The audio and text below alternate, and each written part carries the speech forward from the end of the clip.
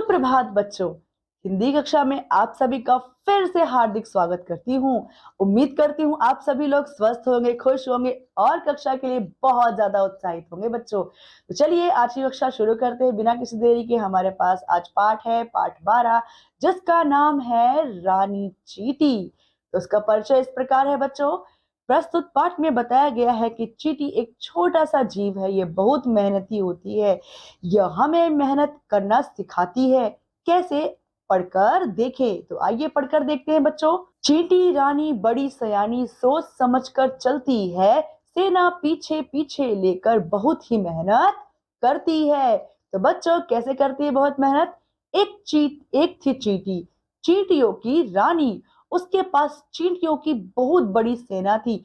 आगे आगे चींटी चलती, पीछे पीछे उसकी सेना चलती। तो पीछे उसकी सेना।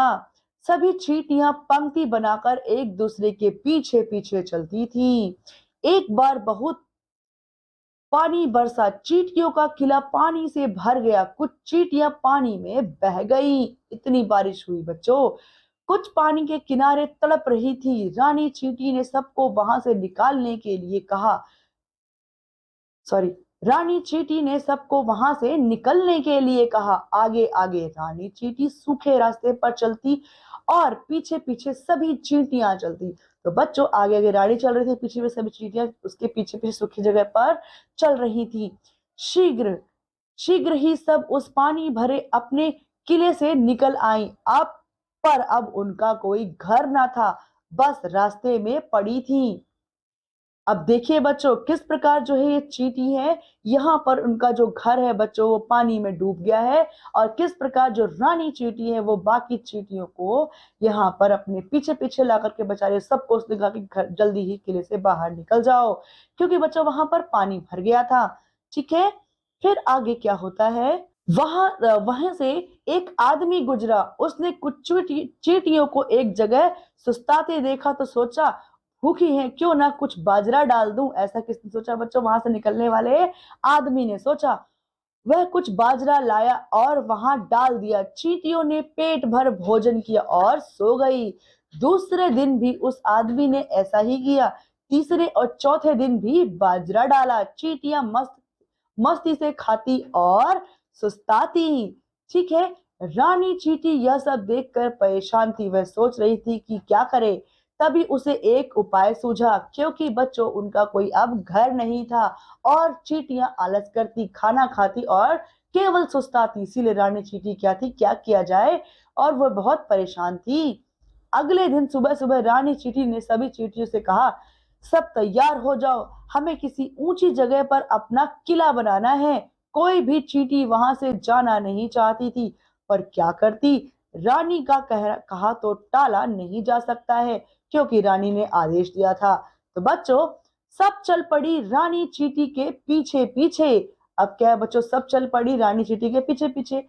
एक ऊंचे टीले पर पहुंचकर रानी बोली, हम यहीं रहेंगे। जाओ आसपास से खाना ढूंढ कर लाओ, हमें वर्षा के दिनों के लिए भंडार बनाना है। सभी चींटियां काम में लग गई। सभी चींटियां कहाँ लग गई बच्चों? काम करने में लग गई, क्योंकि उन्हें बारिश के दिनों के लिए खाना इकट्ठा करना था। और उन्होंने एक ऊंची जगह पर एक अच्छा ठिकाना देख लिया था अपने रहने के लिए, और वो खाना ढूंढने निकल पड़ी। तो बच्चों कुछ दिन बीत गए। रानी चींटी ने सभा बुलाई, बोली, तुम सब सोच रही होगी कि हम पहला स्थान छोड़कर क्यों आई। अब सुनो, वहां पर तुम बिना परिश्रम किए खाना खा खा कर आलसी होती जा रही थी। यह चींटी जाति के लिए ठीक नहीं है। लोग उदाहरण देते हैं, चींटी की तरह परिश्रमी बनो। ऐसा किसने बोला बच्चों? जो रानी चींटी थी उसने कहा। उन्होंने कहा कि मैं तुम्हें पिछली जगह से यहाँ पर इसलिए लाने के लिए आदेश दिया था बच्चों, कि तुम वहां पर फ्री का खाना खा खा करके बहुत ही ज्यादा आलसी हो गई थी।